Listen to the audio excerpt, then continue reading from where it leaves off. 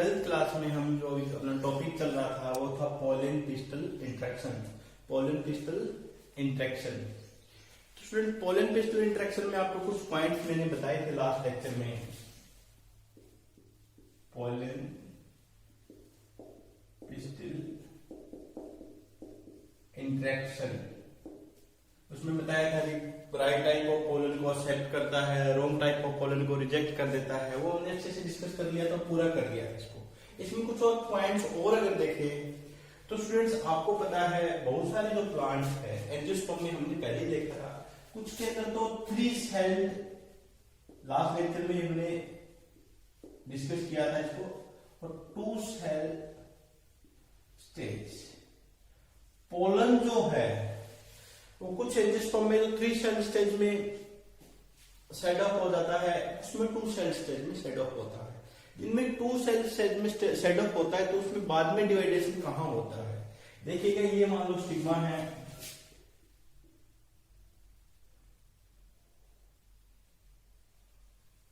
पूरा female part ही बना लेते हैं वहां।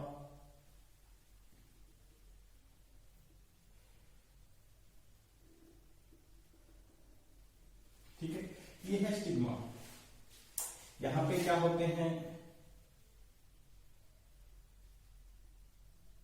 सिनर्जिड। इसके पीछे की साइड क्या है? एग सेल है। यहाँ पे आपके पोलर सेंट्रल सेल है, पोलर न्यूक्लियाई है। These are the antipodal cells. ठीक है, यहाँ पे फिलिफॉर्म अपरेटस भी होता है, उसको हम अच्छे से डिस्कस पहले भी कर चुके थे। अब पोलन यहाँ के ऊपर, यहाँ आके गिरा 2 सेल्स के ऊपर, उसकी क्या वो पोलन ट्यूब की फॉर्मेशन हुई। पोलन ट्यूब कहां तक जाएगी? यहां तक। ठीक है, अब स्टूडेंट्स क्या है, आप कहोगे तो 2 सेल स्टेज में 3 सेल स्टेज की बात करें, इसमें 2 गैमीट में फिर कैसे बनेंगे? उसमें तो एक ही जेनेटिव सेल है। तो जो beginning of the pollen tube होता है, यहां पे ये डिवाइड कर जाता है, यहां पे 2 मेल गैमीट बन जाते हैं। क्या बन जाते हैं? 2 मेल गैमीट बन जाते हैं। ये पॉइंट यहाँ पे इसलिए बता रहे हैं क्योंकि ये पोलन पिस्टल इंट्रैक्शन से रिलेटेड है। क्योंकि यहाँ पे अगर 3 सेल स्टेज वाला पोलन गिरा,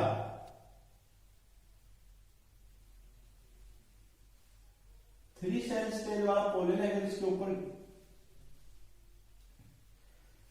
फॉलो होता है तो यहाँ पे तो पूरा मेच्योर पोलन है।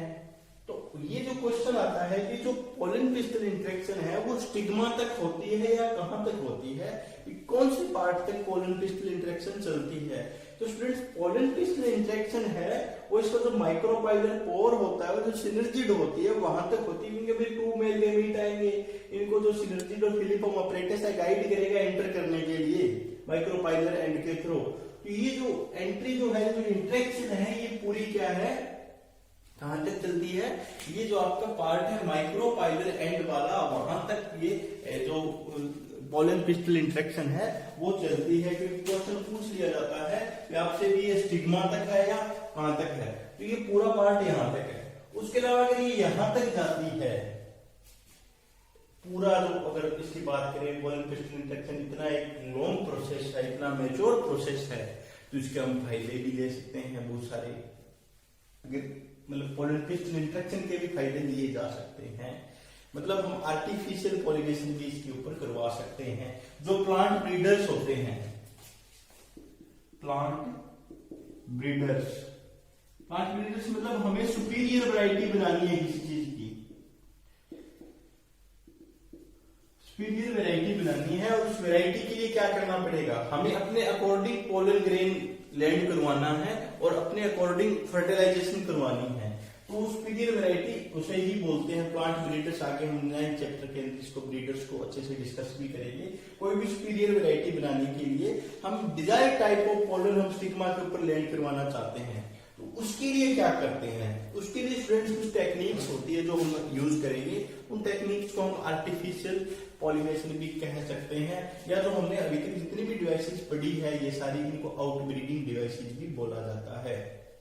ठीक है, ये हमें क्या है, सेल्फ पॉलिनेशन को रोकना है, या जो पॉलिनेशन नेचुरल हो रही है उसको रोक के हम यहाँ पे क्या कर रहे हैं, हम अपने अकॉर्डिंग, पॉलिनेशन तो होगी पर अपने according desired type of pollen इसके ऊपर लैंड करवाएंगे।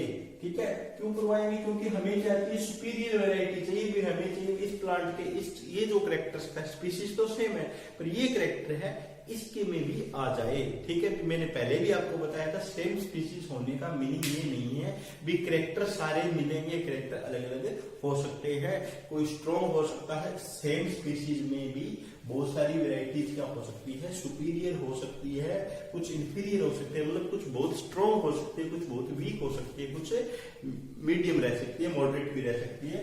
बट यहाँ पे आपको अगर सुपीरियर बनाना है तो फिर क्या कराना पड़ेगा, आपको यहाँ पे आर्टिफिशियल हाइब्रिडाइजेशन करवानी पड़ेगी। क्या करवाने, किसके लिए हम इसका यूज करते हैं, आर्टिफिशियल हाइब्रिडाइजेशन। हाइब्रिडाइजेशन का मीनिंग क्या होगा, हाइब्रिड का मीनिंग क्या होता है, टू वेराइटीज को मिक्स कर रहे हैं या थ्री को कर रहे हैं, हाइब्रिड दूसरी से बनते हैं ना, या थ्री वेराइटीज मिक्स कर रहे हैं, और आर्टिफिशियली कर रहे हैं, मैन मेड कर रहे हैं, ह्यूमन का इन्फ्लुएंस है, उसे क्या बोलते हैं, आर्टिफिशियल हाइब्रिडाइजेशन और आर्टिफिशियल पॉलिनेशन। ठीक है स्टूडेंट्स, इसको आपने पहले तो इसको समझना है। आर्टिफिशियल हाइब्रिडाइजेशन करवाने के लिए क्या कौन सी टेक्निक हो सकती है, उसके लिए स्टूडेंट्स दो टेक्निक होती है। ठीक है, वो बहुत ही इंपॉर्टेंट टेक्निक है, एक तो है एमेस्कुलेशन। क्या है स्टूडेंट्स टेक्निक, एमेस्कुलेशन, दूसरी है बैगिंग। हम क्या करेंगे, जो बाइसेक्सुअल फ्लावर होंगे, क्या होंगे, बाइसेक्सुअल फ्लावर, उनका मेल पार्ट रिमूव कर देंगे। क्या कर देंगे, मेल पार्ट रिमूव कर देंगे, emasculation, the removal of anther, removal of anther of bisexual flower. Anther को हमने रिमूव कर दिया, पूरे मेल पार्ट को रिमूव कर रहे हैं यहाँ पे, removal of anther of the bisexual flower before the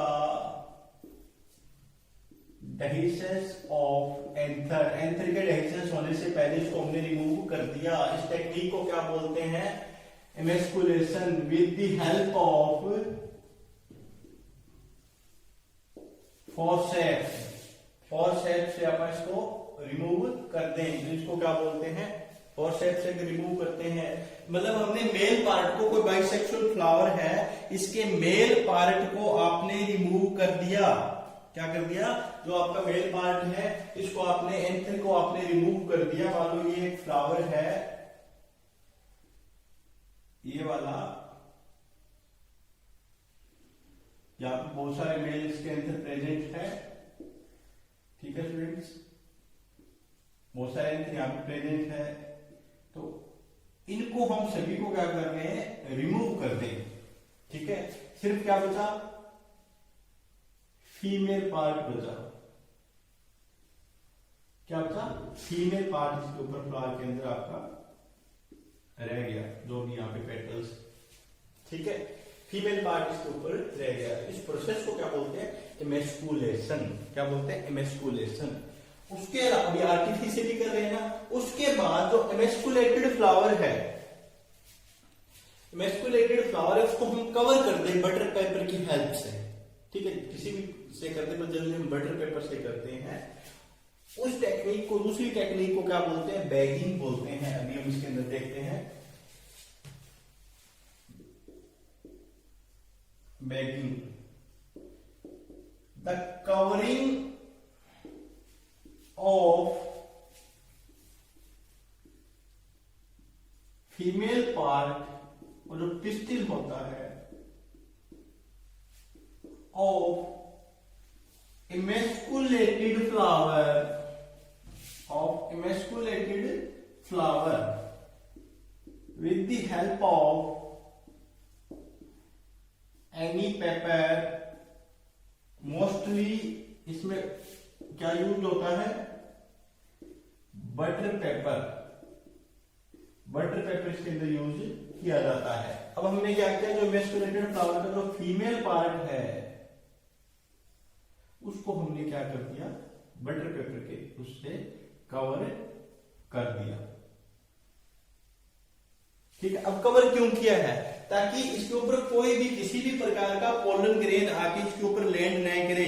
जब तक हम नहीं चाहते इसके ऊपर पोलन ग्रेन जो है वो क्या है, लैंड नहीं करेगा, या पूरा हम फीमेल फ्लावर जो है वो इसके अंदर कवर कर देते हैं। इसमें आप ये भी ऐड कर सकते हो, फीमेल पार्ट होगा कवरिंग ऑफ द और कवरिंग ऑफ इमेस्कुलेटेड फ्लावर, ये बेटर रहेगा। इमेस्कुलेटेड फ्लावर को पूरे के पूरे फ्लावर को आपने क्या कर दिया, कवर कर दिया। ये इसके अंदर ही आपका फ्लावर के पार्ट रह गए। ठीक है, इस प्रकार से ये मान लो इसके फीमेल पार्ट्स हैं, ये पेटल्स हैं, ये है, इसको हमने पूरे को यहाँ से कवर कर दिया। किसकी हेल्प से? बटर पेपर की हेल्प से यहाँ पे इसको हमने कवर कर रखा है। एक covering of emasculated flower with the help of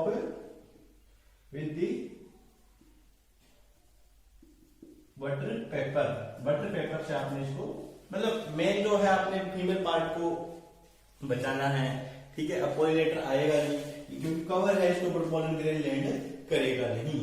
ठीक है, तो आपने पूरे फ्लावर को यहाँ पे कवर कर दिया है। ठीक है, चाहे आप फीमेल पार्ट की उसमें कोई डिफरेंस नहीं आता, पर जनरली आप बैटरी रहेगा आप पूरे फ्लावर को इसके ऊपर देखो, पूरे फ्लावर को हमने इसको कवर किया है। अब क्या है, अब हमने इसको कवर कर दिया इमेस्कुलेटेड फ्लावर को। ठीक है, अब कवरिंग के बाद कब तक कवर रखना है? कवर कब तक रखना है? कवर रखता है जब तक स्टिग्मा रिसेप्टिव नहीं हो जाता। ठीक है, तब तक कब तक रखना है? तब तक स्टिग्मा रिसेप्टिव नहीं हो जाता। जब स्टिग्मा रिसेप्टिव हो जाएगा तो हम क्या करेंगे, इस कवरिंग को खोल देंगे और जो हमारे डिजायर्ड पोलन है, जिस प्रकार के पोलन हमारे को उसके ऊपर लैंड करवाने हैं, ठीक है, क्या है, जब जो हमने पोलन इसके ऊपर लैंड करवाने हैं, उन पोलन को उसके ऊपर लैंड करवा के तब हम बैगिंग खोल देंगे, उसके ऊपर वो पोलन लैंड करा देंगे, फिर वापस से कवर कर देंगे। ठीक है, व्हेन स्टिग्मा